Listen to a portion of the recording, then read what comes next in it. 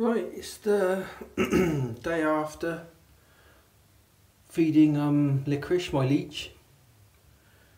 Basically he's been in food heaven for the last day. There's a couple of times I've looked at him and he's been totally upside down. He can hardly move, and he looks extremely happy. He's gone a bit more flexible now. He was really stiff sort of last night, but he doesn't move much.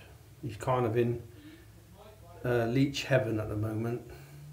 See, he's sort of very immobile, looking rather happy. He was completely upside down last night. I thought he was dead, but I think he was just in like a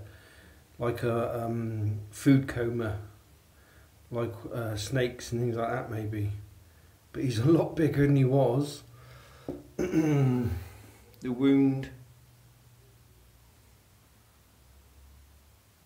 that's an interesting subject, because yesterday, okay, I fed him for sort of from 10 to 11 was when I fed him in the morning, and when he actually eventually fell off, that actually bled then for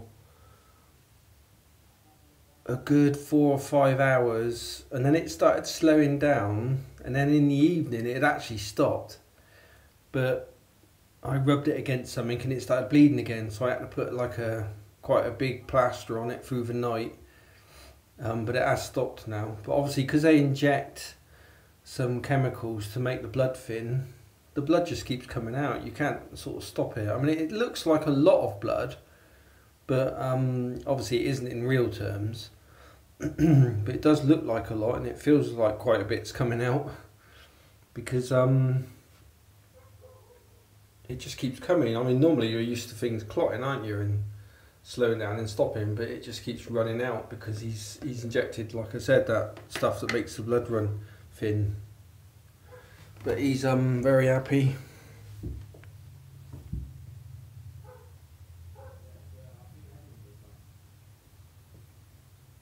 I kind of can't appreciate the size of him really by camera.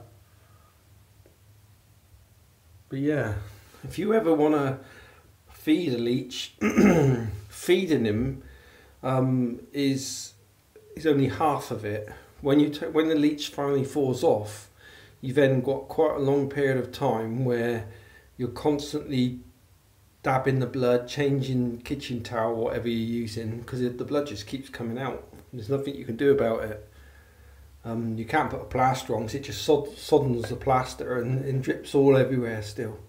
So that's part of it you've got to be aware of. I found that part in some ways harder than feeding the leech, because it just didn't stop for ages, and you're trying to do other things in life as you do. And I was dripping everywhere. Another interesting thing was when I put him on, I put him on this area thinking he was going to be nice and soft and he'd stay there, and he went round to the most awkward spot, and I swear he did that so he went to a spot where I wouldn't be able to see him normally, you know. Now if he went to that area, because that was out of the way and he couldn't, and then I wouldn't be able to see him, and that was quite clever.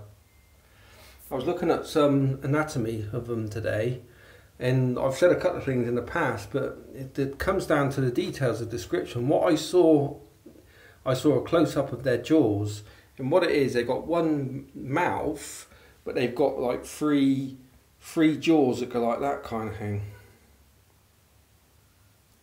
And those jaws look a bit like beaks on the parrot, and they sort of work and munch through your arm.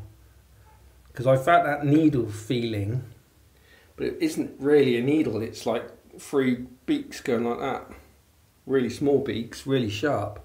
But it's that's disturbing your tissue, which is bringing out the blood. Yeah, so interesting. At least that's him sorted for another sort of 8 months to a year maybe. He certainly looks happy now, and he's hardly moving. Here you go.